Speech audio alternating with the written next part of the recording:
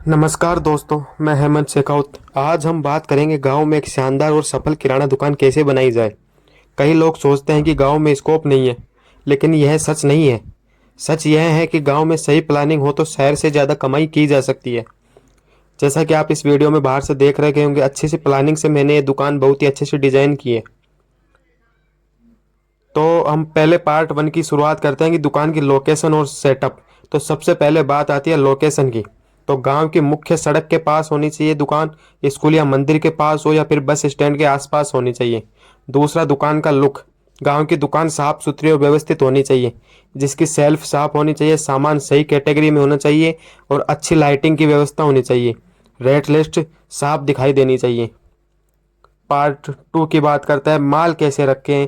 तो गांव में वही माल ज़्यादा चलता है जो रोज़मर्रा का हो। आटा, दाल, तेल, बिस्किट, नमकीन, साबुन, शैम्पू, बच्चों की टॉफ़ी, सिगरेट, गुटखा।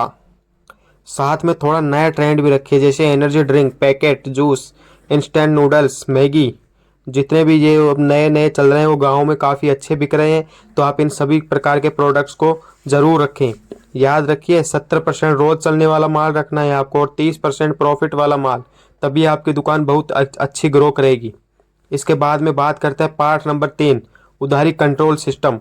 तो गांव की सबसे बड़ी समस्या होती है उधारी।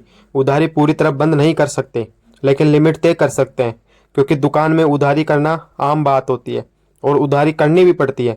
तो अपने को एक रजिस्टर रखें, एक तारीख फिक्स करें, ज़्यादा उधारी वालों को धीरे धीरे केस पर लाए।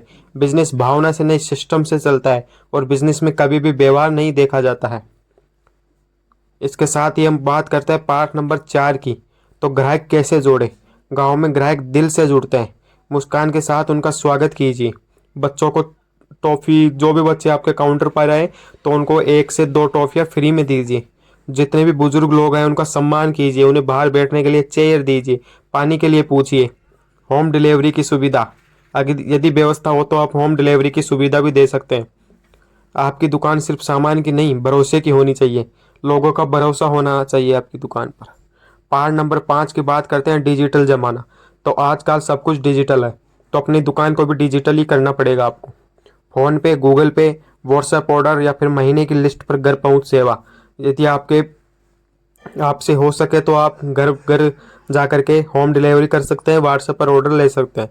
अगर आप डिजिटल नहीं होंगे तो पीछे रह जाएंगे। साथ ही सोशल मीडिया व यूट्यूब पर भी अपनी दुकान को धीरे धीरे प्रदर्शन करें। पार्ट नंबर 6, प्रॉफिट कैसे बढ़ाएं। प्रॉफिट बढ़ाने के 5 तरीके मैं आपसे शेयर करना चाहता हूँ। तो 5 तरीके ये रहे। थोक से सीधे माल लें। सीजनल ऑफर लगाएं। त्योहार पर पैकेट के ऑफर बनाएं। जैसे मैंने अपनी दुकान पर बना लेता हूँ, त्योहार आते ही चीनी, चावल, बूरा, दाल, इनके सबके पैकेट में तैयार कर लेता हूँ और धीरे धीरे दुकान को बढ़ाएं। ऐसे नहीं है कि दुकान जितनी खोली थी उतनी ही रखे, नहीं, उसके थोड़ा थोड़ा मतलब जितना भी सामान लग रहा है अलग अलग स्कीम्स के जरिए उनको आगे अपनी दुकान को बढ़ाओ। और खर्च कंट्रोल रखें। आपको खर्च कम से कम करना है। छोटा मार्जिन, ज़्यादा ग्राहक, यही फॉर्मूला आपकी दुकान का भी होना चाहिए। गांव में शानदार दुकान करना है, बनाना इतना मुश्किल नहीं है। ज़रूरत है सही सोच और सिस्टम की। तो अगर आप भी दुकान शुरू करना चाहते हैं तो या अपनी दुकान को बहुत आगे बढ़ाना चाहते हैं तो इस वीडियो को लाइक करें और शेयर करें और सब्सक्राइब ज़रूर करके जाइएगा। मैं हेमंत शेखावत, मिलते हैं आपसे फिर से अगली वीडियो में। तब तक के लिए बने रहिए शेखावत किराना बिजनेस के साथ। धन्यवाद।